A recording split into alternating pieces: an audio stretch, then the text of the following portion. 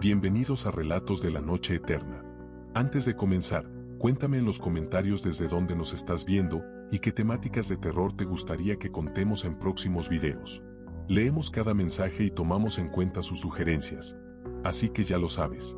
Ponte cómodo, apaga la luz y prepárate, porque lo que estás a punto de escuchar no te dejará dormir.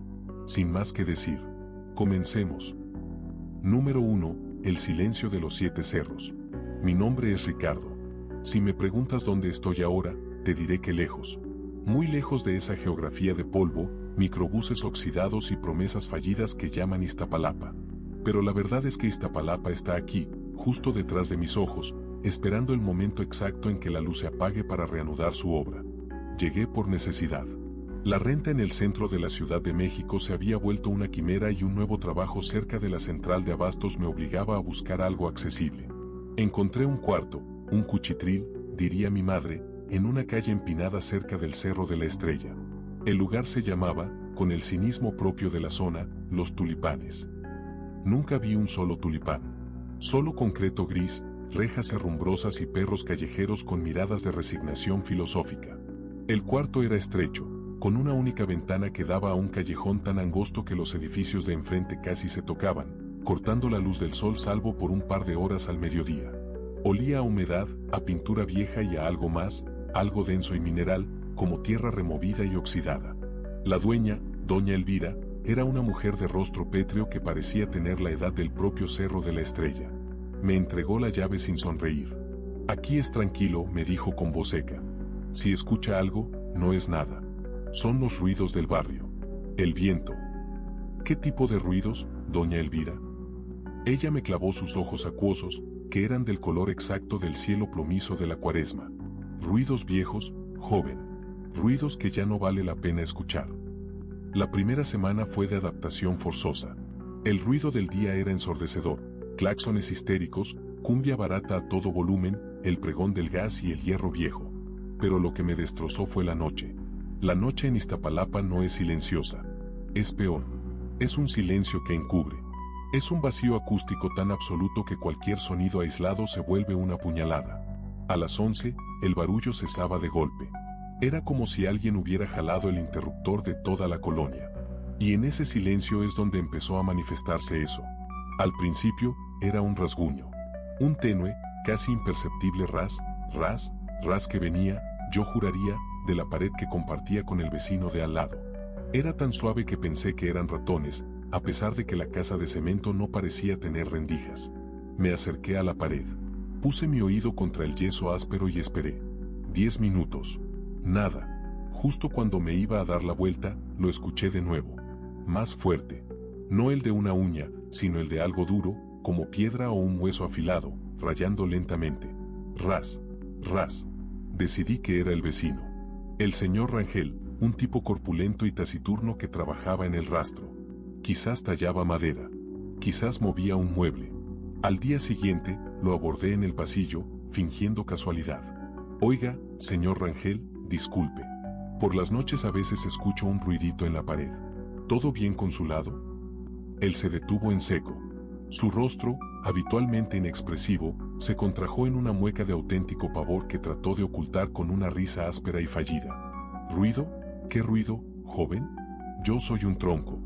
Duermo como muerto. Debe ser el aire, o su imaginación. Es una casa vieja, ya sabe. Se dio la vuelta sin esperar respuesta. Su negación fue la primera fisura en mi realidad. No fue su mentira, sino el miedo en sus ojos. Era el mismo pavor que veía en la mirada de los perros callejeros. El rasguño se volvió mi compañero. Podía trabajar hasta las 2 de la mañana, pero tan pronto como me acostaba, a la hora pico de la soledad, comenzaba. Ras. Siempre el mismo ritmo lento, metódico. Intenté poner música, pero era inútil.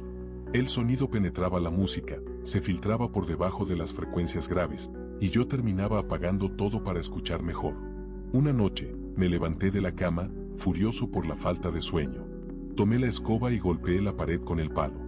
Ya basta, Rangel, deje de rascar. Grité en voz baja para no despertar a nadie más. El ruido se detuvo. Un silencio total. Me sentí triunfante. Me metí en la cama, cerré los ojos. Y entonces, lo escuché. Ya no venía de la pared de Rangel.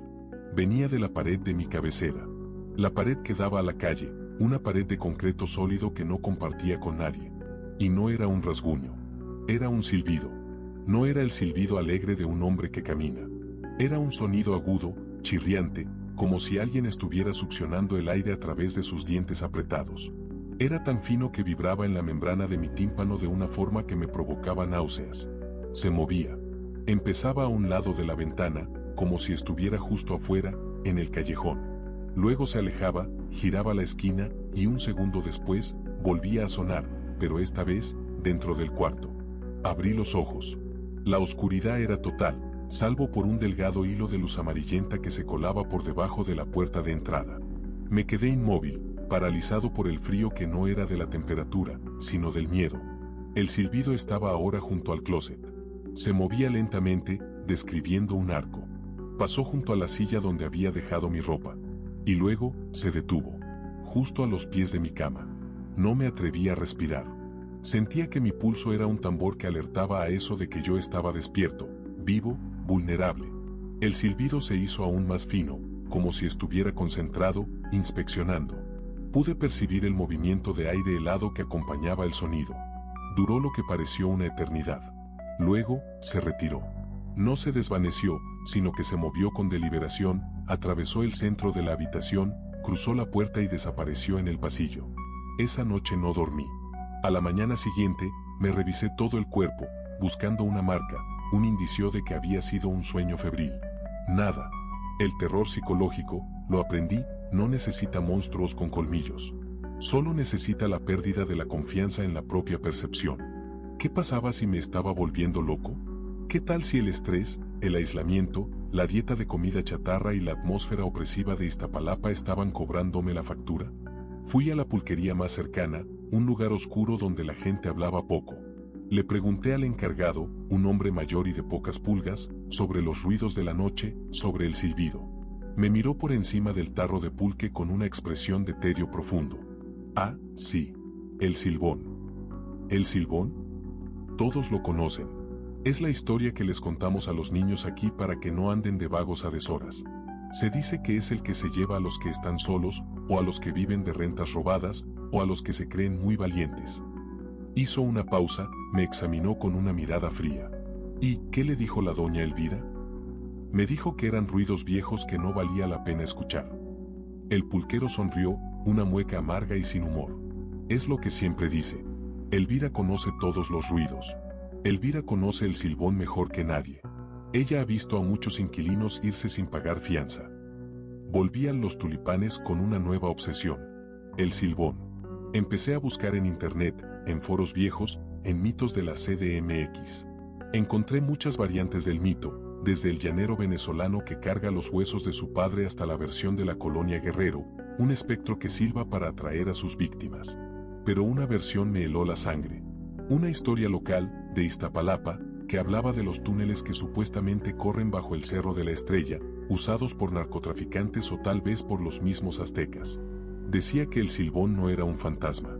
Era un sonido que el cerro vomitaba. Un eco, una vibración de la tierra misma que actuaba como un catalizador para la paranoia. Un sonido que no existía hasta que tu mente decidía crearlo. Esa noche, decidí que era hora de enfrentar mi mente, si es que ese era el problema.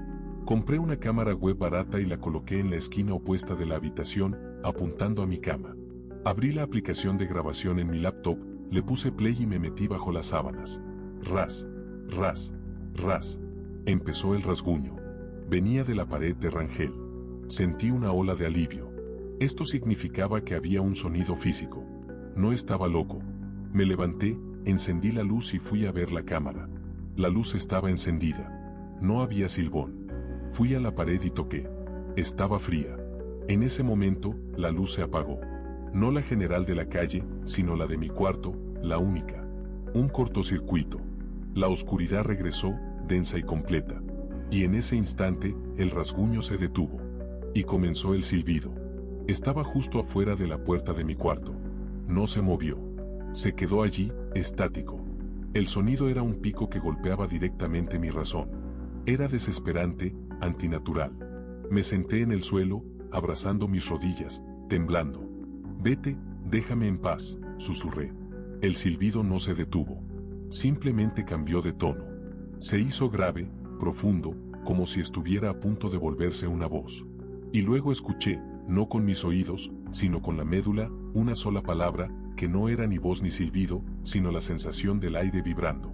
«Mírate». Corrí al baño, cerré la puerta con el pestillo. Encendí el pequeño foco incandescente. La luz era tan débil que apenas cortaba la sombra. Me miré en el espejo sucio. Mi rostro estaba crispado, con los ojos inyectados en sangre. Pero no era solo eso. Sentí una necesidad incontrolable de volver a escuchar el silbido. No el miedo, sino la curiosidad. Era un imán mórbido que me atraía. Salí del baño. El cuarto estaba en silencio. La laptop estaba muerta, la cámara web apagada. Fui a la ventana. El callejón estaba tan oscuro que parecía un abismo vertical. Me asomé. En el silencio absoluto, escuché de nuevo el rasguño. Pero no en la pared, ni en el suelo. Venía de mi garganta. No lo estaba escuchando, lo estaba produciendo yo mismo. Al rascar mi cuello, tratando de aliviar una comezón nerviosa, estaba emitiendo un sonido que, en el silencio amplificado por la paranoia, se había convertido en el ras, ras, ras del vecino. Caí de rodillas. El silbón no era real. El rasguño era yo. Todo era yo. Pero si el rasguño era yo, ¿qué era el silbido?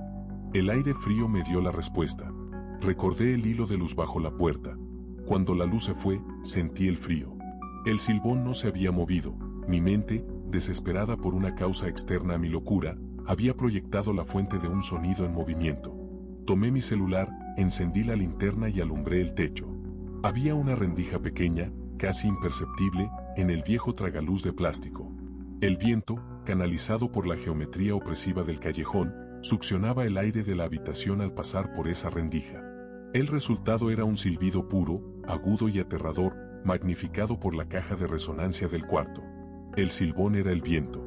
Era la estructura decadente del edificio.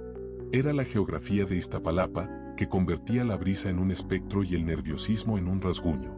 La locura no era que el fantasma existiera, sino que yo lo había necesitado tanto para explicar mi propia ansiedad que mi mente lo había ensamblado pieza por pieza con los ruidos del entorno.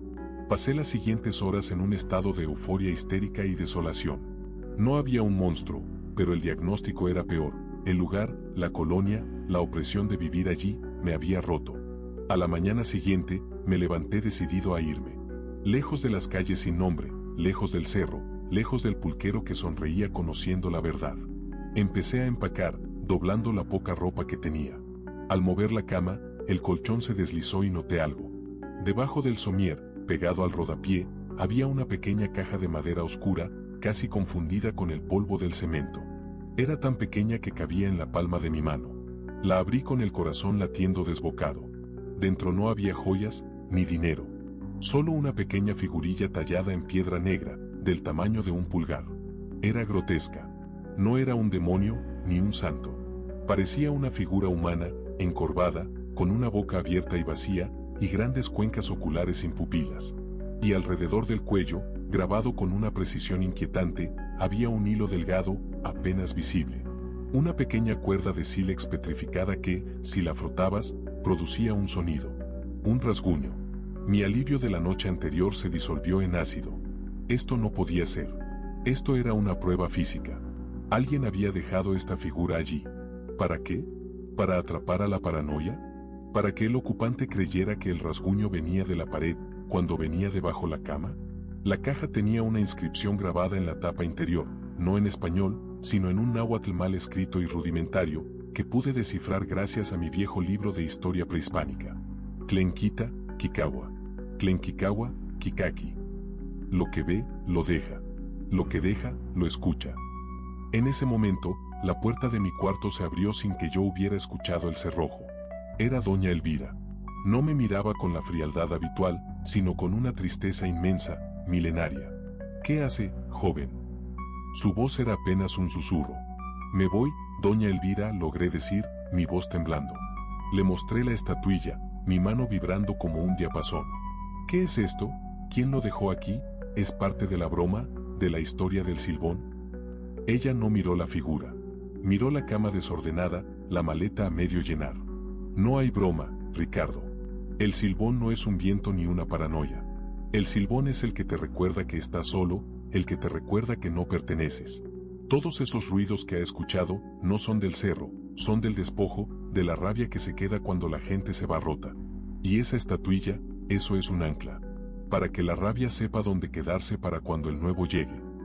Se acercó a mí lentamente, su sombra cubriendo la mitad de la habitación, haciéndola parecer gigantesca en la penumbra. Esa figura no la dejó nadie. La encontró porque su mente la buscó. Y la encontró porque ya no podía irse en paz. Me ordenó, tire esa cosa. No se la lleve. El que la escucha, no puede dejar de escucharla.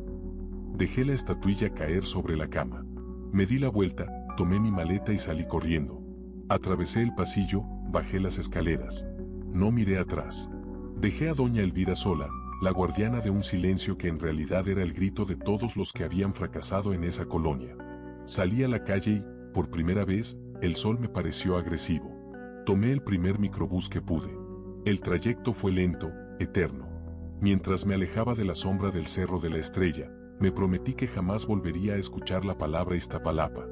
Pero mientras el microbús avanzaba, mientras me acercaba a la civilización y al ruido normal, escuché, por encima del rugido del motor, algo que venía de la calle. Era alto, fino. El silbido. No era el viento. Era mi respiración. Y ahí es donde entendí el verdadero horror de Iztapalapa. No se trataba de lo que dejabas atrás, sino de lo que se quedaba en ti. El silbón no era una leyenda, era una enfermedad mental que se contraía por el puro hecho de vivir en esa atmósfera de desesperanza. Me toqué la garganta.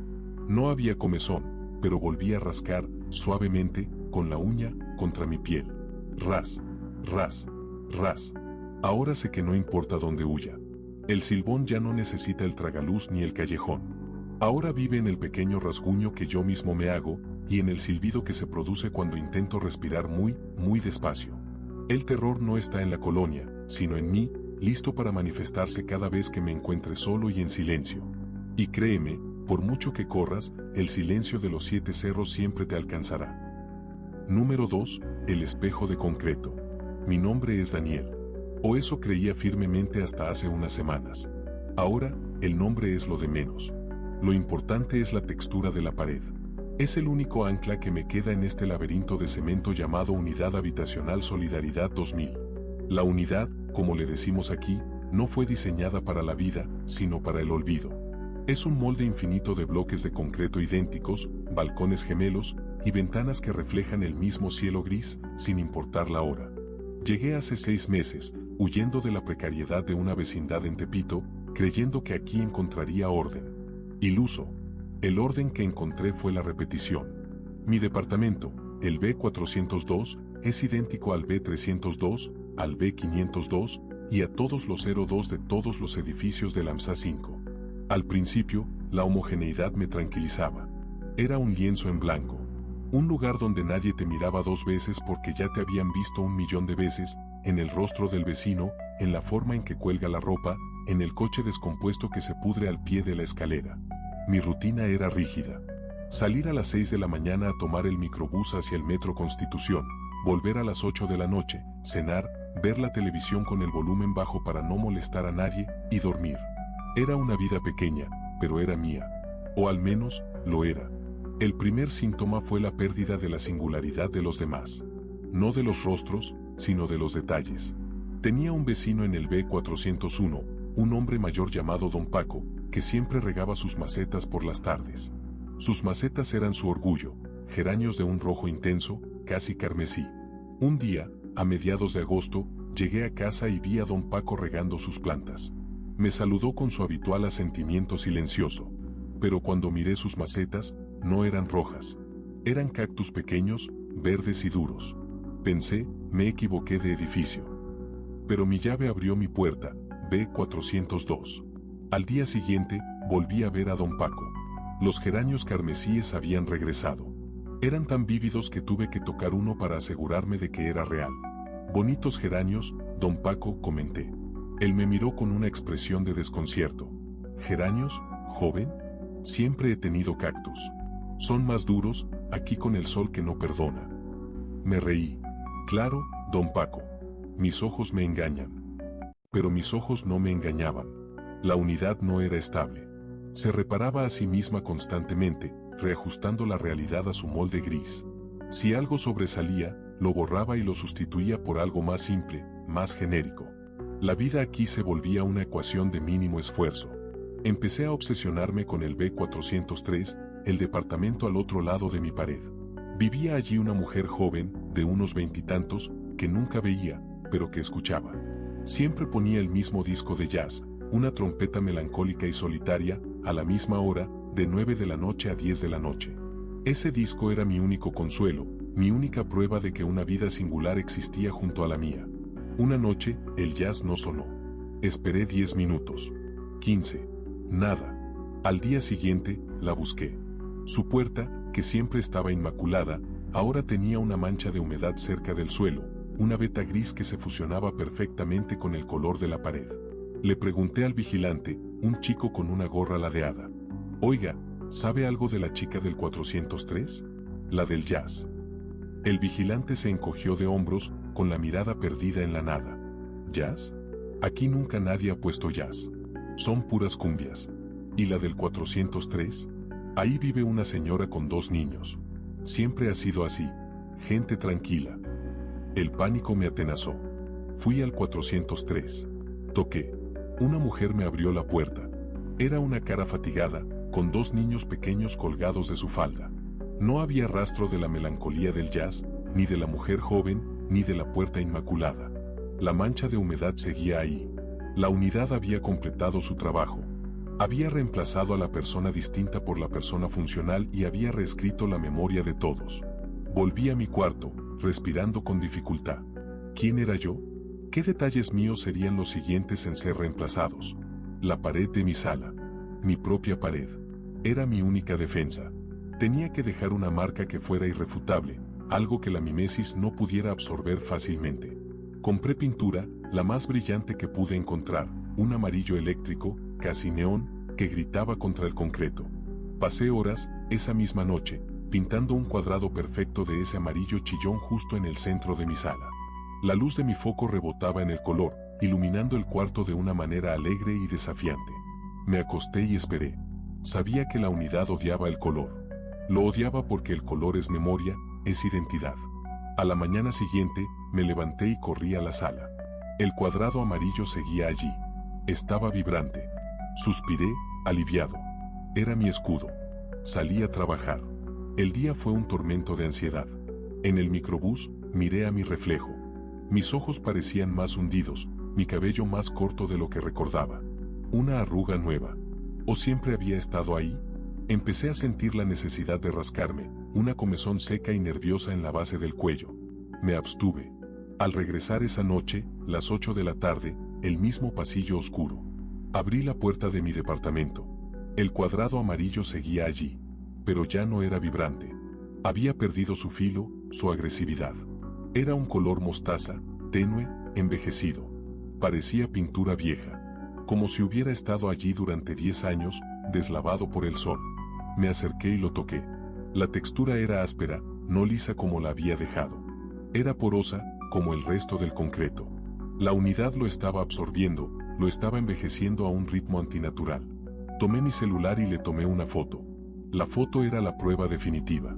En el display del teléfono, el cuadrado era claramente amarillo neón. Guardé el celular, sintiendo el sudor frío. La unidad solo podía afectar la realidad física, no la digital. Mi celular era mi segunda ancla. Esa noche, no pude dormir. Escuchaba el silencio ensordecedor de Iztapalapa. Pero también escuchaba algo más, un leve, casi inaudible ras, ras, ras que venía de la pared de mi sala. Me levanté. No era mi cuello. Era el cuadrado amarillo. Me acerqué, encendí la linterna del celular y apunté.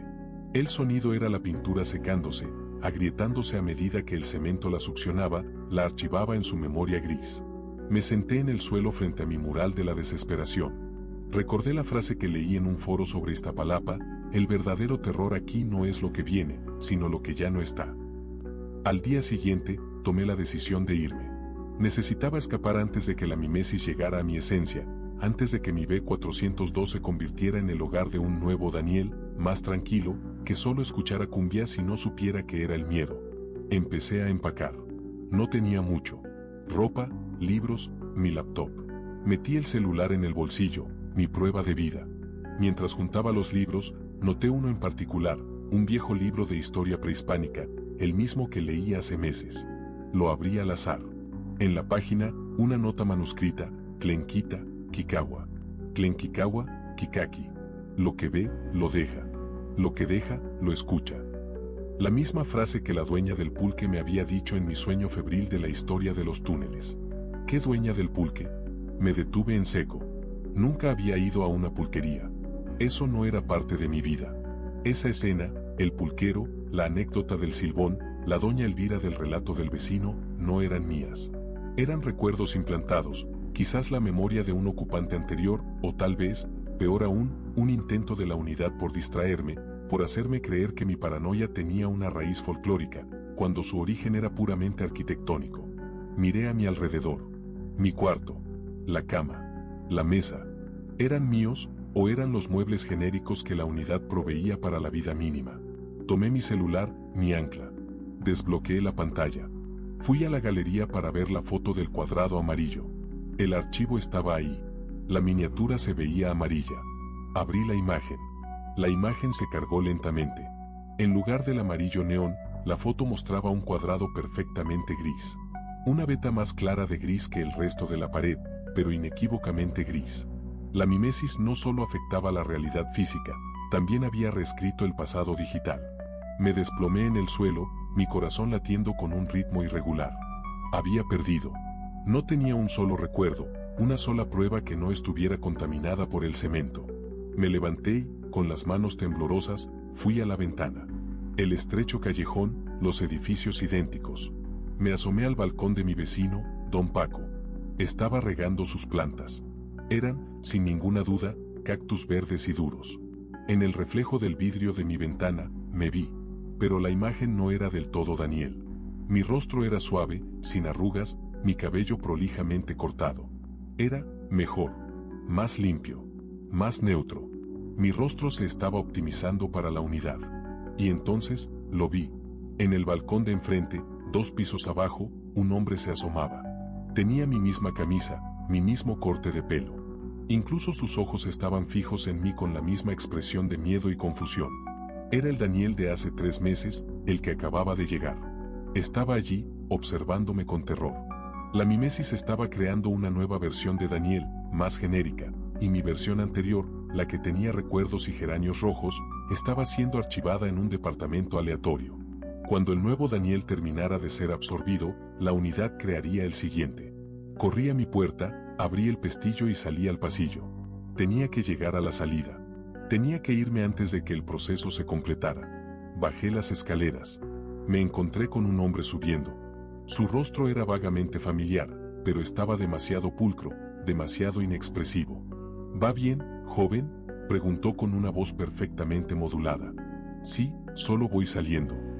Él sonrió, pero la sonrisa no llegó a sus ojos, que eran 2 pozos de indiferencia. Recuerde, no olvide su camino. Corrí más rápido. Abrí la pesada reja de la unidad y salí a la calle. Me alejé, sin mirar atrás. Pasé por calles polvorientas, llenas de tráfico y vida ruidosa, buscando el ruido, el caos, cualquier cosa que confirmara mi existencia individual. Llegué al metro. Me senté en la banca, mi corazón calmándose lentamente con el ruido del tren. Estaba a salvo. Abrí mi celular. Fui a mis contactos. Quería llamar a mi madre, escuchar su voz, la prueba de una realidad que existía fuera del cemento. Busqué su nombre. No estaba. Busqué en el historial de llamadas. Estaba vacío. Busqué en mi cartera una foto vieja. Nada. Mi mente estaba en blanco. ¿Cómo se llamaba mi madre? ¿Cómo era su rostro? ¿Tenía el cabello rizado? ¿O lacio? Un pánico frío, peor que el del silbido o el rasguño, me invadió. La unidad no solo había borrado mis recuerdos dentro del B402, sino que había cortado la raíz de mi identidad, la conexión con el mundo exterior. Me levanté de la banca. Miré a la gente. Todos tenían rostros. Todos parecían tener un propósito. Yo era un fantasma sin pasado. Volví a la unidad habitacional Solidaridad 2000. Regresé al B402, subiendo las escaleras lentamente, con la resignación de una víctima. Al llegar, la puerta estaba ligeramente abierta. Entré. El cuarto estaba como lo dejé. La maleta en el suelo, el cuadrado gris en la pared. Pero ahora, justo en el centro de la sala, había un caballete. Y en el caballete, un lienzo. Y en el lienzo, la silueta de un rostro en construcción. Me acerqué. No era mi rostro. Era un rostro borroso, a medio hacer, que carecía de cualquier rasgo distintivo. Era el rostro genérico, el rostro de la mimesis. Y junto al caballete, había una nota manuscrita. No en náhuatl.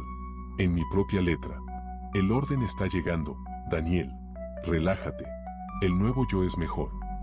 En ese momento, la luz del pasillo se apagó. Sentí la comezón en mi garganta, y esta vez, no la reprimí. Levanté mi mano y, con la uña, rasqué suavemente mi cuello. Ras, ras, ras. Y luego, lo escuché. El silbido. No el del viento. El mío. Un silbido bajo, fino, que celebraba el silencio que se avecinaba. Me senté frente al lienzo en blanco y tomé el pincel, listo para terminar el retrato de mi nuevo rostro, el rostro que Iztapalapa había elegido para mí. Número 3. La geometría oculta del miedo. Mi nombre es Ernesto. Yo no llegué a Iztapalapa huyendo, sino buscando un tipo de paz. Acababa de salir de una relación tóxica en Coyoacán y necesitaba un lugar donde el lujo y la estética no existieran, un lugar que me obligara a enfocarme en lo esencial. Encontré una casa pequeña, una de esas construcciones a medio terminar que brotan orgánicamente de la tierra, cerca de Santa Cruz Mellehualco. Era un laberinto de cemento, varillas expuestas y escaleras que no llevaban a ninguna parte, pero era barata y estaba aislada. El aislamiento, pensé, sería mi cura. Mi casa estaba en una calle sin asfaltar, donde las luces de alumbrado público eran un lujo intermitente. La primera cosa que noté, y la que definió mi estancia, fue la oscuridad. No la oscuridad normal de la noche, sino una oscuridad que tenía peso, que ocupaba espacio. Una oscuridad que se adhería a los ojos. Comencé a coleccionar focos. Compré lámparas potentes, reflectores, tiras LED. Quería inundar mi casa de luz, crear un refugio incandescente contra la negrura de la calle. Pero la luz aquí se comportaba de manera extraña. Se doblaba, se absorbía. Era como si el concreto mismo estuviera pintado con un material antiluminiscencia. Los rincones siempre estaban en sombra, sin importar cuánta luz dirigiera hacia ellos. Mi paranoia empezó con las sombras. Creí ver movimiento en la periferia de mi visión. Un leve parpadeo, una forma que se retiraba justo cuando giraba la cabeza. Al principio lo atribuí al estrés post-ruptura y al aislamiento, pero se hizo constante. En las colonias como esta, las bardas y los techos son irregulares, una cacofonía de ladrillos y tanques de agua. Hay siempre un ángulo desde donde alguien, o algo, podría estar observando. La idea de ser vigilado se instaló en mi mente como un virus. Decidí combatirlo con lógica. Compré una docena de espejos convexos de seguridad vial y los instalé estratégicamente en los ángulos muertos de mi patio y mis ventanas. La idea era simple: no puede haber una sombra acechándome si yo puedo ver todos los 360 grados de mi entorno en un reflejo. Al principio funcionó. Ver la distorsión del entorno en los espejos, la forma en que deformaban el callejón en una esfera inofensiva, me dio una sensación de control. Pero un mes después, la oscuridad encontró una grieta en mi geometría. Una noche, mientras fumaba en el patio, miré el espejo más grande, el que vigilaba el acceso al callejón. El reflejo, como siempre, mostraba una imagen curvada de las bardas y el cielo. Y en el centro, mi figura, delgada y vigilante. Me quedé mirando el reflejo de mi propia espalda en el espejo convexo. Me di cuenta de que mi espalda no estaba sola. Justo detrás de mí, en un ángulo que en la realidad era imposible, se veía una sombra proyectada sobre mi cuerpo. No era mi sombra. Era la sombra de una figura alta y delgada, con extremidades anormalmente largas, que parecía estar agachada justo detrás de mi hombro. Me giré de golpe, mi corazón golpeando contra mis costillas. Nada. Solo el muro desnudo.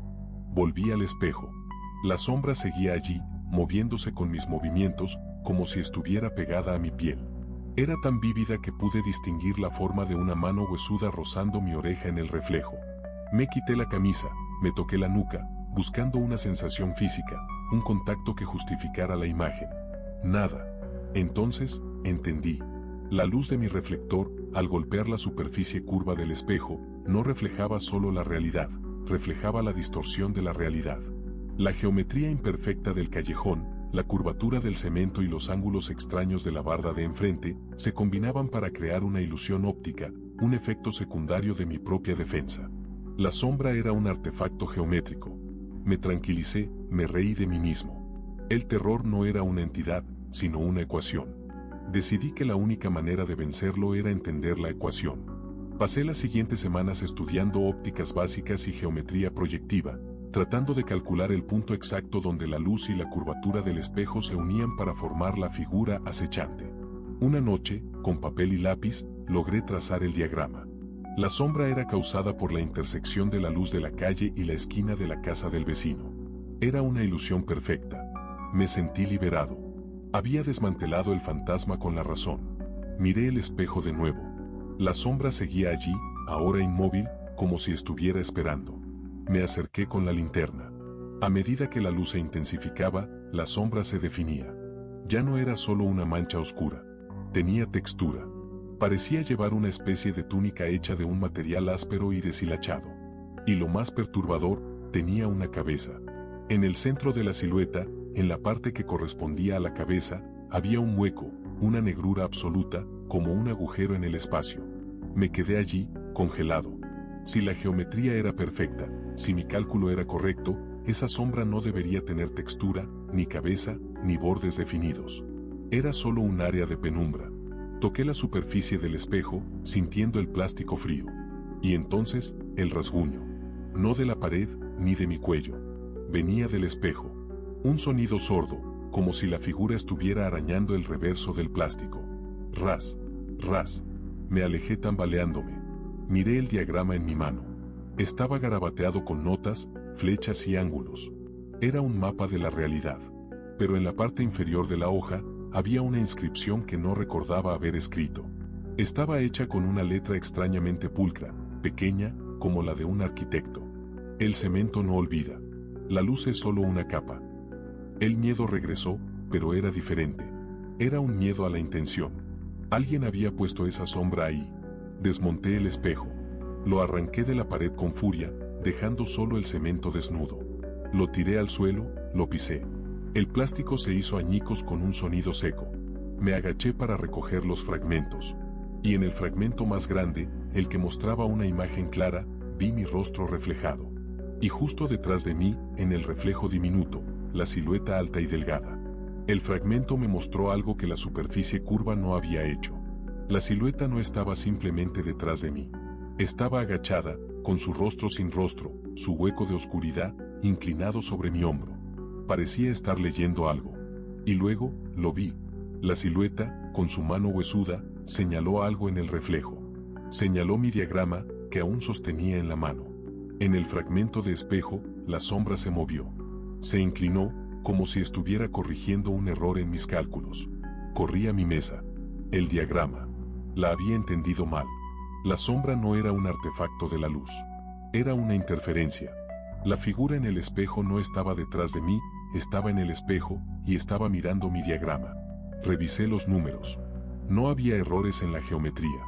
Pero al lado de mi cálculo final, el que probaba que la sombra era una ilusión, había una nueva nota, un único símbolo. Era un círculo perfecto con una línea vertical que lo cortaba en el centro. Lo reconocí de inmediato. Era el símbolo arcaico de Ometeotl, el dios dual de la creación y la destrucción. El terror me hizo entender que mi intento de usar la lógica y la geometría para desmantelar el miedo había sido interpretado como un desafío. La entidad no era una leyenda, ni un ruido, era la conciencia misma de la infraestructura que me rodeaba. La unidad habitacional, las calles sin terminar, las varillas oxidadas. La geometría oculta. Comencé a escuchar el rasguño de nuevo. Pero ahora venía de las paredes mismas, un sonido seco y mineral, como uñas rascando el concreto. Ya no eran ratones. Era la casa, la colonia, intentando comunicarse. Decidí que la luz no era la respuesta. La oscuridad sí lo era. Me desharía de toda luz. Apagué todos los focos, desenchufé las lámparas. Mi casa se hundió en la oscuridad absoluta que tanto temía. Me senté en el suelo, con mi espalda contra una pared fría. Y en esa oscuridad, Por primera vez, me sentí tranquilo. Me di cuenta de que la figura acechante no quería hacerme daño. Quería mi atención. Quería que me diera cuenta de que yo no era un individuo, sino solo un punto en su cuadrícula de cemento. Cerré los ojos, respirando profundamente el aire denso y mineral. Ya no había sombras, ya no había reflejos. Solo yo y la oscuridad, que ya no era terror, sino un abrazo pesado. Entonces, sentí el silbido. No agudo y chirriante como en el relato de los túneles. Este era grave, lento, como el aire escapando de un pulmón gigante. Venía de las varillas de acero expuestas en la esquina de la sala, que vibraban levemente. Me levanté y, gateando en la oscuridad, me acerqué a la esquina. Toqué la varilla. Estaba fría, pero vibraba. Acerqué mi oído. Y a través del zumbido, escuché algo más, un susurro. No una palabra, sino una voz hecha de eco y concreto. Estamos casi listos, Ernesto. Me alejé de la varilla, aterrorizado. ¿Listos para qué? Encendí la linterna de mi celular y apunté a la esquina. En la pared, justo al lado de la varilla, había un dibujo fresco, grabado en el yeso húmedo.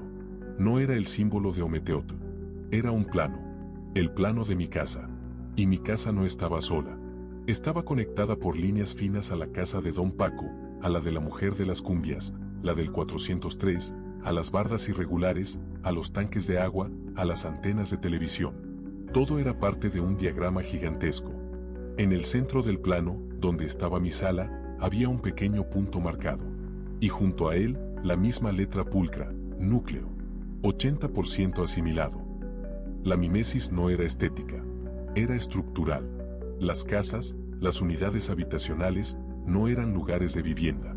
Eran órganos de una entidad más grande, una conciencia de concreto. Y yo, Ernesto, estaba siendo asimilado como un nuevo ladrillo, una nueva barda, una nueva esquina sin luz. Corrí a mi puerta. Salí. Corrí por el pasillo oscuro. Al llegar a la reja de la unidad, me encontré con un hombre que intentaba entrar. Tenía una mochila al hombro y el rostro lleno de la esperanza que yo acababa de perder. Disculpe, ¿sabe dónde es el B402? Preguntó con voz ansiosa. Lo miré fijamente. Su rostro era nuevo, fresco, sin las líneas de la derrota. ¿Usted es nuevo? Él asintió. Sí, acabo de rentar. Me llamo Daniel. Me quedé helado. Daniel. El personaje del relato que había leído hace meses, el que perdió sus recuerdos. La unidad estaba reciclando las identidades, usándolas como piezas para su estructura. No entré, susurré. El B402 no es un cuarto. Es un ancla. Es el núcleo. Es una trampa. Daniel me miró con una sonrisa educada. Debe ser el estrés de la mudanza, señor. Tranquilo. Se ve muy pálido. Me empujó suavemente y entró. Lo vi subir las escaleras, buscando el B402, buscando su propia disolución. Yo corrí hacia el metro, sintiendo el impulso de rascarme el cuello, de silbar. Me detuve en la avenida, bajo la luz estridente de un foco de vapor. Levanté mi mano y miré mi palma. Había una mancha de polvo gris. La froté. El polvo no se iba. Era como si mi piel se estuviera volviendo porosa, áspera, con la textura del cemento. Me toqué el rostro. Podía sentir el concreto ya no como algo externo, sino como la capa de maquillaje que estaba a punto de cubrirme por completo. Y en ese momento, entendí la última lección de la geometría oculta. Yo ya no era Ernesto. Era solo el 80% asimilado. El 20% restante era el miedo, la conciencia que luchaba por no volverse gris. Pero el miedo ya no era suficiente. El orden estaba llegando. Y el nuevo Daniel ya estaba subiendo las escaleras, listo para ocupar el espacio que mi alma dejaría vacío. Me senté en el cordón de la banqueta, bajo la luz indiferente. Levanté mi mano temblorosa y, con la uña, rasqué suavemente la piel de mi muñeca, sintiendo el tenue ras, ras, ras del cemento que se seca. El sonido más tranquilizador que había escuchado jamás. Número 4. La última parada del regreso. Mi nombre es Javier. Y mi vida, hasta hace unos 3 meses, era una línea recta perfecta, definida por la CFE, mi jornada laboral de 9 a 6 en las oficinas del centro y mi destino, mi casa, una casita heredada cerca de la avenida Tláhuac, en el corazón de Iztapalapa. Todos los días, el mismo ritual, metro, microbús y una caminata de 15 minutos por las mismas 3 calles. Esas 3 calles eran mi ancla, mi prueba de que el mundo seguía girando con una lógica predecible. Pero la predictibilidad se pudrió, lentamente, como una fruta olvidada en el calor de la colonia. El primer indicio fue el tiempo. Salía del trabajo a las 6 de la tarde y llegaba al Metro Constitución de 1917, mi última parada, a las 7 de la tarde. En casa, cenaba a las 7:45 de la tarde. Mi reloj mental era infalible. Un lunes, llegué a casa, miré el reloj de la cocina y marcaba las 8:15 de la noche. Me sentí exhausto, como si hubiera corrido. ¿Qué había pasado? Revisé la ruta en mi mente. Salir, metro, microbús, caminar. Nada fuera de lo común. No había habido un accidente en el metro, ni tráfico atroz. Pensé, debo haber perdido la noción del tiempo en el microbús. El martes, la diferencia fue de 40 minutos. Llegué a las 8:20 de la noche. El microbús era el culpable, pensé. Esas latas viejas son impredecibles. El miércoles fue un despertar cruel. Llegué a casa a las 9:10 de la noche. 2 horas y 10 minutos para un viaje que nunca debía tomar más de 1 hora y 45 minutos, incluso con el peor de los tráficos. Mi esposa, Laura, me preguntó si me estaba quedando en el gimnasio. No, Laura. El trayecto se está haciendo más largo. Siento que las calles se alargan. Ella sonrió, con la fatiga en los ojos. ¿Estás cansado, Javier? Aquí todo se siente largo, es Iztapalapa. No le des vueltas. Cenemos. Pero le di vueltas. La longitud de las calles, la geografía, era inmutable. Una cuadra mide 100 metros. El trayecto era fijo. ¿Cómo podía el tiempo consumirse de esta manera? Al día siguiente, decidí cronometrarlo todo. Tomé mi celular y activé el cronómetro justo al salir del Metro Constitución. A partir de ahí, solo me quedaba la caminata final, un segmento que siempre tardaba 15 minutos exactos. Esa noche, cuando salí de la estación, el sol ya se había ocultado, dejando ese tono azul oscuro y desesperanzado en el cielo.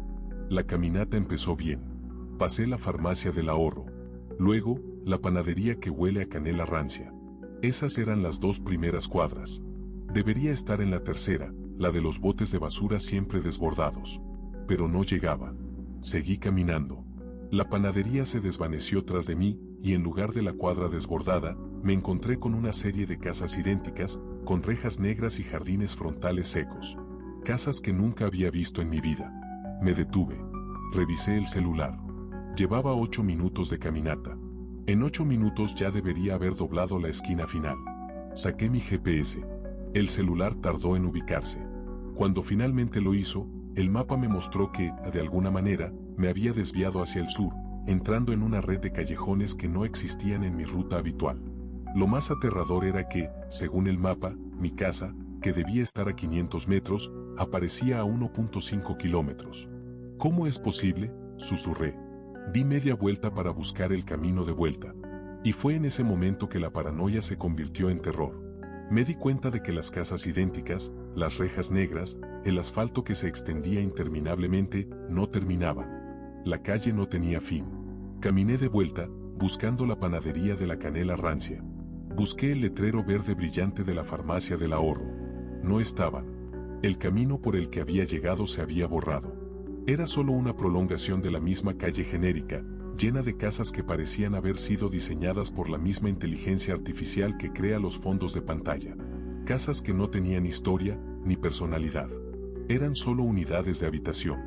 La sensación era de estar atrapado en un bucle espacial. Caminaba, pero el paisaje se regeneraba frente a mí, impidiéndome llegar al punto de inflexión donde mi Iztapalapa familiar se conectaba con este laberinto de cemento. Después de media hora de caminata desesperada, encontré un elemento conocido, un poste de luz doblado, cubierto con un nido de cables enmarañados. Lo reconocí. Estaba a solo 3 cuadras de mi casa, en mi ruta habitual. Sentí un alivio tan profundo que casi lloré. Corrí hacia el poste. Cuando llegué a él, el poste estaba doblado de la misma manera, pero la placa de nomenclatura de la calle era diferente. No era la calle Mártires de la Conquista. Era una calle con un nombre absurdo, algo así como Paseo del Olvido número 5. Y lo peor, al lado del poste, apoyado, había un hombre. Era un hombre con el rostro desgastado por el sol, con una chaqueta de mezclilla deshilachada y las manos hundidas en los bolsillos. Parecía esperar. «Disculpe, señor», le dije, tratando de sonar tranquilo.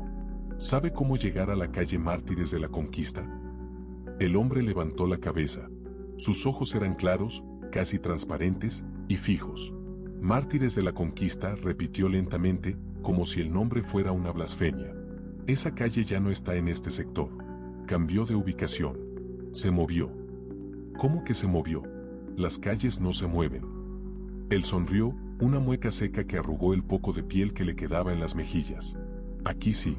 Aquí, en Iztapalapa, el espacio se cansa de ser el mismo. Se reacomoda.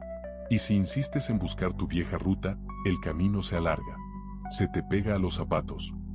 Me quedé helado. El hombre no era un loco, sino un habitante de esta nueva realidad.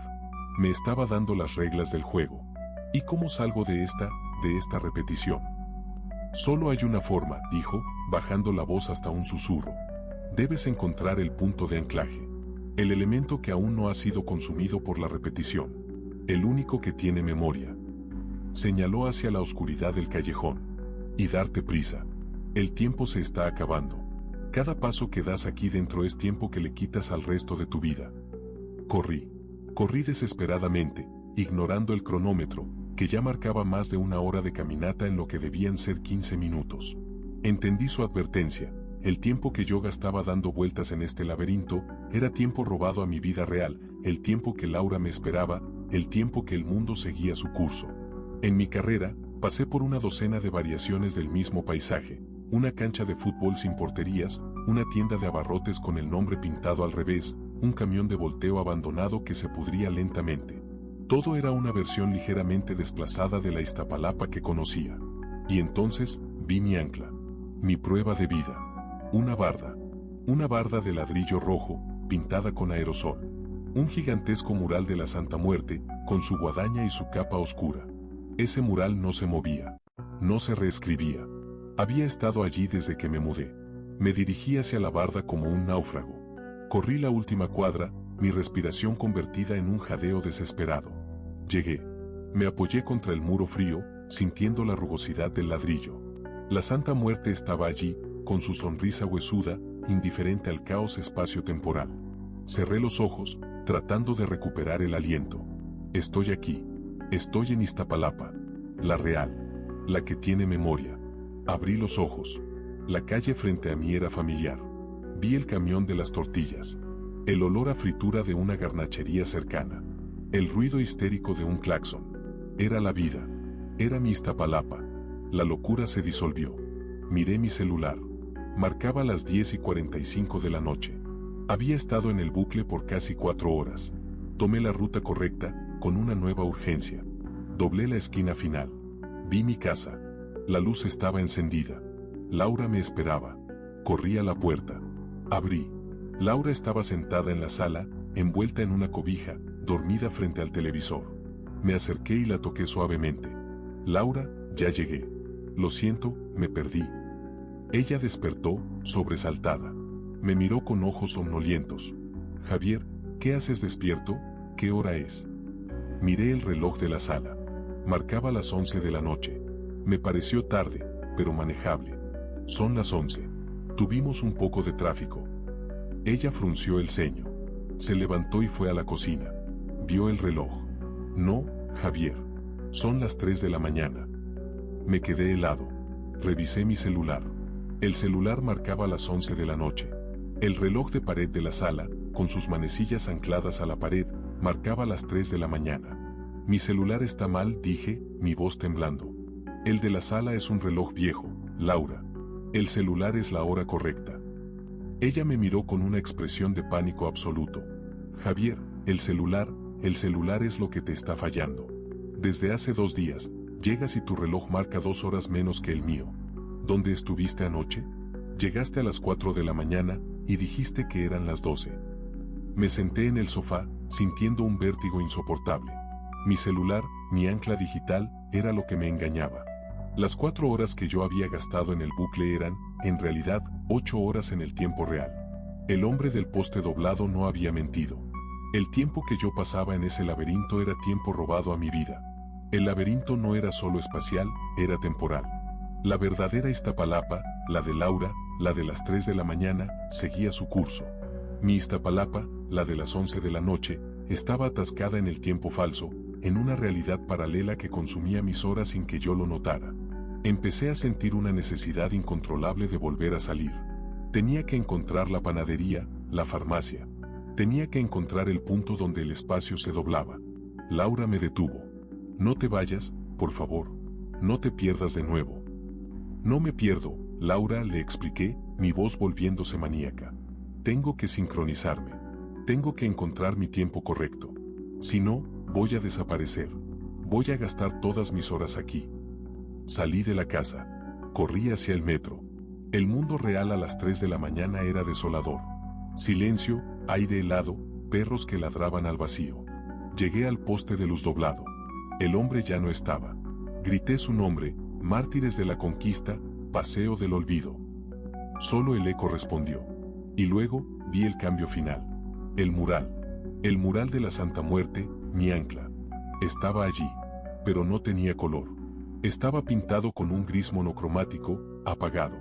El ladrillo rojo había sido enyesado y el mural había sido reescrito con una pintura que parecía ceniza. Y en lugar de la guadaña y la capa oscura, la figura ahora sostenía un reloj de arena roto. Me acerqué. Me apoyé contra el muro gris. El mural había perdido su memoria. Se había rendido a la repetición. Miré mi celular. 3:05 de la mañana. Pero la pantalla comenzó a parpadear. Los números se volvieron ilegibles. Las manecillas virtuales giraron frenéticamente, sin sentido. El celular había sido asimilado. En ese momento, miré la calle frente a mí. La panadería de la canela rancia. La farmacia del ahorro. El bote de basura desbordado. Todo estaba allí, en su lugar correcto. La geografía se había estabilizado. Había encontrado el camino. Pero ya no importaba. Sentí el frío. No el de la madrugada, sino el de la desesperanza. Había perdido la única cosa que no se puede recuperar, el tiempo. Me volví y caminé lentamente de regreso a mi casa. Al llegar, la puerta estaba abierta. Entré. Laura no estaba en la sala. Fui a la cocina. No estaba. Subí a la recámara. La cama estaba hecha, pulcra. En la almohada, encontré una nota, escrita con la letra desesperada de Laura. Javier, estoy cansada. Te fuiste anoche, o hace 3 días, ya no sé. No puedo seguirte hasta donde vas. Me voy con mi madre. Por favor, recupera tu tiempo. Me senté en el borde de la cama, mi corazón vacío. Me había perdido, y el costo fue la única persona que me anclaba a la vida. Miré el reloj de pared de la sala, 4:15 de la mañana. Saqué mi celular. La pantalla se encendió, mostrando números incoherentes. Pero en el centro, había un texto. Solo una línea. No era de Laura, ni de un contacto. Parecía un error del sistema. Tiempo restante, 20%. Me levanté y fui a la ventana. Miré la calle. El aire estaba inmóvil. La oscuridad, esa oscuridad pesada que ocupaba espacio, se había vuelto mi único compañero. Mañana, a las 6 de la mañana, saldré de nuevo a trabajar. Tomaré el metro, el microbús. Y cuando el cronómetro marque los 15 minutos de caminata, sé que el camino comenzará a alargarse de nuevo. Ahora no corro para volver a casa. Corro para gastar el 20% de tiempo que me queda antes de que el laberinto temporal de Iztapalapa me consuma por completo y me convierta en un hombre sin pasado, sin futuro, condenado a caminar para siempre en las calles que se reacomodan, buscando una casa que se movió. Un fantasma atrapado en la última parada del regreso. Número 5, el eco del olvido. Mi nombre es Ricardo. Soy ingeniero de audio, un técnico de la escucha, y eso, irónicamente, fue lo que me condenó. Yo no llegué a Iztapalapa buscando el silencio, llegué buscándolo todo. Buscaba la cacofonía perfecta, la densidad sonora que me demostrara que la ciudad estaba viva, sangrando ruido. Me instalé en una casa vieja, casi cayéndose, en lo profundo de la colonia Lomas de Zaragoza. El lugar era ideal, rodeado por el aullido constante de los perros, el pregón de los vendedores, el tráfico de los microbuses y la música de banda a todo volumen que nunca cesa. Para un ingeniero de audio, era el Everest del ruido. Mi objetivo era un proyecto personal y obsesivo, aislar el ruido de fondo de Iztapalapa. No el sonido ambiental, sino la frecuencia subyacente y constante, el zumbido eléctrico, el murmullo de millones de conversaciones, el latido geológico del asentamiento humano. Mi casa se convirtió en un laboratorio. Aislé las paredes con paneles acústicos, construí una pequeña cabina de insonorización y desplegué mis micrófonos hipersensibles en la calle, todos conectados a mi consola. Pasaba las noches filtrando, ecualizando, eliminando capas y capas de sonido cultural para llegar al hueso. El primer mes fue una sinfonía de frustración. El rango de frecuencia de Iztapalapa es vasto y caótico. Era casi imposible encontrar un punto constante que no fuera interrumpido por un grito o el paso de una motocicleta sin silenciador. Pero yo era paciente. Era un cazador de frecuencias. Comencé eliminando los bajos más profundos, el tump del tráfico pesado. Luego, las frecuencias medias, donde residen las voces humanas. Finalmente, los agudos, el silbido eléctrico de los transformadores y las luces de vapor. Después de semanas de trabajo, obtuve un resultado sorprendente. El espectro sonoro se había limpiado casi por completo. Lo que quedaba era un zumbido constante, de muy baja frecuencia, justo en el borde de lo que el oído humano puede percibir, entre 18 Hz y 22 Hz. No era un sonido mecánico. No era eléctrico. Era orgánico. Lo llamé la frecuencia cero. Me obsesioné con ella. La grabé, la amplifiqué y la reproduje a través de mis audífonos de alta fidelidad, sentado en la insonorización, en el centro del silencio que yo mismo había creado. La frecuencia cero no se sentía como un sonido, sino como una presión. Era una vibración que resonaba en el esternón, en los huesos de la cara. Era el pulso de la colonia. Una noche, mientras escuchaba, noté una modulación. Dentro de ese zumbido constante, había una leve fluctuación, una especie de patrón. Era irregular, pero recurrente. Era como si la frecuencia cero estuviera intentando hablar. Aumenté la ganancia al máximo. La presión se hizo casi dolorosa. La cabina insonorizada se sentía como el fondo de un pozo, y yo estaba allí, sintiendo el latido de la tierra. De repente, el zumbido se articuló. No en palabras, sino en un murmullo. Eran miles de voces, todas hablando al mismo tiempo, en un tono bajo y desesperado. El volumen era cero, pero el impacto era total. Era el sonido de la desesperanza colectiva, el eco de cada lamento, de cada frustración, de cada vida que se ahogaba en el cemento de Iztapalapa. Me quité los audífonos, temblando. La frecuencia cero era el archivo sonoro de la miseria. Y al amplificarla, había abierto una grieta en la realidad. Empecé a experimentar la alucinación auditiva. Pero no fuera, sino dentro de mi cabeza. Incluso sin los audífonos, escuchaba el murmullo. Estaba en la almohada, en el fondo del café, en el crujido de mis propios pasos. Comencé a aislarme. Dejé de salir. Mi trabajo no importaba. Lo único que importaba era la frecuencia cero y lo que intentaba decirme. Un día, mi vecino, un hombre mayor que vendía tacos de guisado en la esquina, tocó a mi puerta. «Joven Ricardo, ¿todo bien? No lo he visto en días». Abrí la puerta solo un poco. El ruido de la calle entró como un golpe. El claxon, el motor, el pregón. Todo era ensordecedor. «Estoy trabajando, don Genaro. Con un proyecto». Don Genaro me miró con una expresión de tristeza. Se le ve la cara. Se ve agotado. El silencio es malo, joven. Aquí, el silencio es donde se esconde lo que no quiere que lo escuchemos. Me reí. Don Genaro, el silencio no existe aquí. Lo que existe es el ruido blanco. Yo lo estoy disecando. No, joven. El verdadero silencio es el de las cuevas, el de los cerros. Este silencio suyo, el de sus paredes, es una trampa. Es el almacén de todo el ruido que la colonia ya no soporta. Cerré la puerta. El hombre tenía razón de una manera aterradora. Mi cabina no era una caja de silencio, era un recipiente que almacenaba lo que Iztapalapa desechaba. Volví a la consola. El murmullo se había vuelto más agresivo. Ya no era desesperación, era ira. Me di cuenta de que la única forma de escapar no era filtrar el sonido externo, sino silenciar la recepción interna. Tenía que apagar el interruptor de mi propio oído. La tentación se convirtió en obsesión. La frecuencia cero era una droga, y mis oídos, el punto de inyección. Una noche, en medio de la sesión, el murmullo se organizó en una frase clara. Era un idioma que no conocía, pero que entendí. Era náhuatl. Sictlaza, Sictlaza. Quichuatlalnamiquilistli. Deséchalo, deséchalo. Hace la memoria. Me levanté y busqué en mi biblioteca. Encontré un diccionario náhuatl. La frase era una orden: deshazte de algo que crea memoria. ¿Qué creaba la memoria en mí? ¿Mi mente? ¿O la herramienta que me permitía escucharla? La respuesta fue obvia, el micrófono. Salí de la cabina, tomé el micrófono más sensible, el que había capturado la frecuencia cero, y lo destrocé contra el suelo de concreto. El metal se dobló, la membrana se rompió. El silencio de la cabina se hizo más profundo, más opresivo. El murmullo desapareció. El zumbido de la frecuencia cero se había ido. Respiré aliviado. Me había liberado.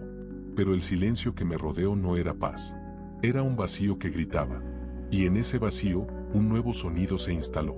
Un sonido que no venía de los audífonos, ni de los cables. Venía de la pared. Era un sonido suave y húmedo. Glup, glup, glup. Era el sonido del agua moviéndose. Recordé que Iztapalapa se asienta sobre lo que fue el lago de Texcoco. El agua está justo debajo del concreto, siempre esperando su oportunidad. Puse mi oído contra la pared. El glup, glup era la respiración lenta y pesada de una entidad líquida y dormida. Regresé a mi consola, desesperado. Tenía que grabarlo, tenía que analizarlo. Pero mi mejor micrófono estaba destrozado. Tenía que improvisar. Recordé una técnica antigua, usar la superficie del concreto como un diafragma gigante. Tomé mi último micrófono, un pequeño transductor de contacto, y lo pegué a la pared de la cabina. Aislé la señal, amplifiqué. El sonido del agua era monstruoso. No era solo agua, sino cieno, lodo, desechos. El lago en sí. Y en el centro del glup, glup, glup, la modulación volvió. Era un ritmo, un tic-tac lento y pesado. Y luego, el náhuatl regresó. Pero esta vez, no era un murmullo, sino una voz. Una voz femenina, antigua, hecha de barro y sedimentos. Aztlán Tlali, Tlaltecutli, Ahuizotl. Tierra de Aztlán. Señor de la tierra. Monstruo de agua. La voz me estaba nombrando las entidades primigenias que vivían bajo el lodo. El terror fue total. No era solo la colonia. Era la historia geológica de Iztapalapa, grabada en el agua que corría bajo mi casa. Necesitaba escuchar más claro. La voz era demasiado grave. La vibración de la pared interfería. Tenía que eliminar la pared, tenía que escuchar la voz directamente. Me levanté y tomé un pico oxidado que había dejado el constructor de la casa. Miré el micrófono transductor pegado a la pared. Estaba capturando la voz. Glup, glup, glup. Cerré los ojos, sintiendo la vibración en mis sienes. No podía concentrarme. La voz estaba demasiado lejos. Abrí los ojos y miré mis oídos. El conducto auditivo. El tímpano. Eran filtros, eran resistencias. Eran la última barrera entre el sonido real y yo. Tenía que deshacerme de ellos. El terror psicológico se volvió sensorial. Mi mente, entrenada para buscar la señal pura, me exigía la eliminación de la interferencia. Tomé una herramienta más pequeña, un destornillador afilado. Lo miré. Es solo una ecualización extrema, me dije, mi voz sonando distante y técnica. Es la cancelación del ruido orgánico. Me senté en el suelo, con el destornillador en la mano. La voz de barro y sedimento se hizo más fuerte. Tlenkikaki, quita. Lo que escucha, lo ve. La voz me prometía la visión si eliminaba el filtro. Me acerqué el destornillador a mi oreja derecha. El dolor sería momentáneo. La ganancia, eterna. Justo cuando estaba a punto de presionar, la puerta de mi cabina insonorizada se abrió. Don Genaro. La luz de la calle inundó el cuarto. El ruido del microbús, el claxon, el pregón, todo regresó con una fuerza abrumadora. El transductor en la pared capturó el boom del mundo real y lo amplificó hasta la locura. Grité, cubriéndome los oídos con las manos. Don Genaro me miró, horrorizado, luego vio el destornillador en mi mano. Corrió hacia mí. Me quitó el destornillador, tirándolo lejos. Ricardo, ¿qué demonios está haciendo? Yo no podía oírlo. Solo escuchaba la frecuencia cero, el murmullo de 1000 voces, el glup del lago y el ruido ensordecedor de la vida. Todo mezclado en una sopa de locura. Don Genaro me arrastró fuera de la cabina, me sacó de la casa. Me dejó en la calle, bajo la luz amarilla del poste. El ruido me golpeó. El ruido de Iztapalapa me salvó. El ruido cultural, el ruido humano, era el verdadero filtro, la pared que impedía que la conciencia geológica entrara en la mente. Don Genaro me dio agua. Pasó una hora. El murmullo se apagó, reemplazado por la música estridente de una quinceañera cercana. Un ruido molesto, pero inofensivo. Señor Ricardo, me dijo don Genaro, con la voz suave. Hay un silencio que sana y un silencio que mata. Este lugar es viejo. Escucha demasiado. Me miró a los ojos y noté algo. Sus ojos estaban ligeramente desviados, como si hubiera escuchado algo que lo había asustado mucho tiempo atrás. Mi hijo también era así, susurró. Quería el silencio. Se fue por la carretera. Nunca lo encontraron. Dicen que se lo llevó el cerro. Me quedé una semana más. No volví a entrar en la cabina. Vendí todo el equipo, la consola, los cables, los audífonos. Solo dejé el transductor de contacto pegado a la pared de la cabina. Una tarde, me fui. Dejé la casa vacía y la llave debajo de una maceta rota. Volví a la Ciudad de México. Conseguí un trabajo de oficina, alejado del audio. Me compré unos audífonos de cancelación de ruido y los uso siempre, en el metro, en la calle, en el trabajo. No para escuchar música, sino para escuchar el ruido blanco que generan, ese suave siseo estático que enmascara todo. Es mi nuevo filtro, mi nueva pared. Pero hay noches en que el ruido blanco falla. Noches en que la densidad del recuerdo se impone. Y en ese silencio autoimpuesto, lo escucho. No el murmullo colectivo, ni la voz del lago. Escucho un único sonido. Ras, ras, ras. Es el sonido del transductor de contacto que dejé en la cabina, capturando la vida de Iztapalapa. Pero el sonido no está llegando a través de mis audífonos. Está en mis dientes, en la vibración de mi cráneo.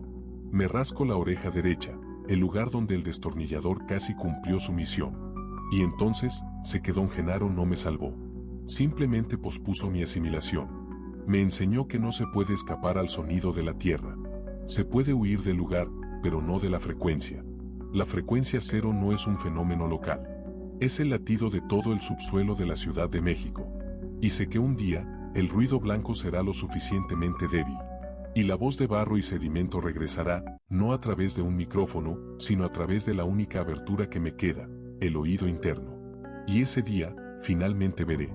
Veré el lago, los sedimentos, la oscuridad bajo el concreto.